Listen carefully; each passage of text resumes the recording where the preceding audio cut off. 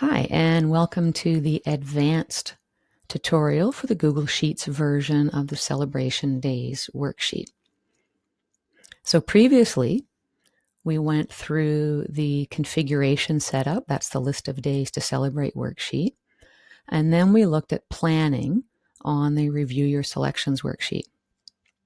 There is actually another worksheet in this spreadsheet. It's a hidden worksheet. Yes, I have hidden worksheets on you. So to view that, you go down to the little hamburger menu on the bottom left, and you're going to click that, and then you'll see the sheets that comprise this spreadsheet. We're going to click on drop-down list because that's the hidden worksheet. You'll notice it's not displayed. Once we click on it, it becomes displayed and visible. Now, the purpose of this worksheet is simply to identify the drop-down selections. That's its only purpose. And that's why it's hidden, because generally you don't have much need for it. But let's say you want to fine-tune the selections for the drop-down. There are many reasons for that. So right now we have 3 selections, and again, they're within this square box. So anything within that square box will be included in your drop-down selections. So let's go to List of Days to Celebrate. And if I look at the drop-down right now, you'll see we have 3 selections.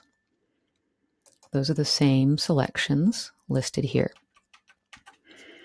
If I add something in the next blank row, I'll add holidays.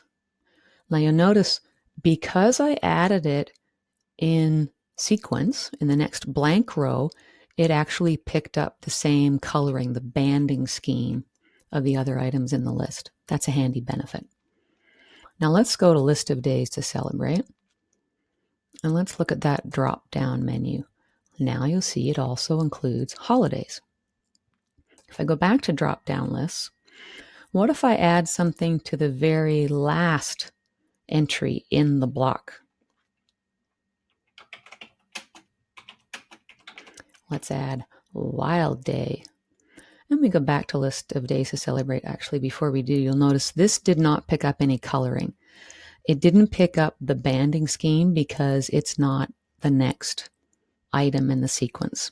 That's just the way Google Sheets works.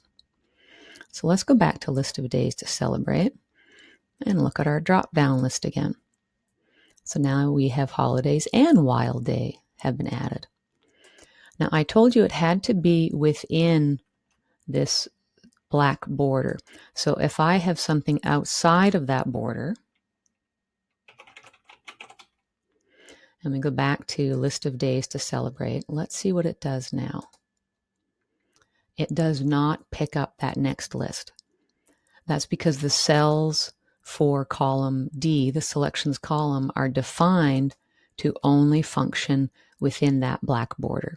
And hopefully that gives you plenty of potential items if there are things you do want to add. So this is an advanced feature, and it's not something that you generally need to display. Once you've set your selections the way you want them, then you can simply hide the drop-down list again. So you would right-click on the sheet you want to hide, and then select Hide Sheet. And now it's no longer visible because it's not a sheet that you'll be working with every day. It's really a set it once and forget it. And for most people, they probably don't need that level of granularity, but I thought I'd make it available to you just in case you find that useful. And that's the end of the advanced tutorial.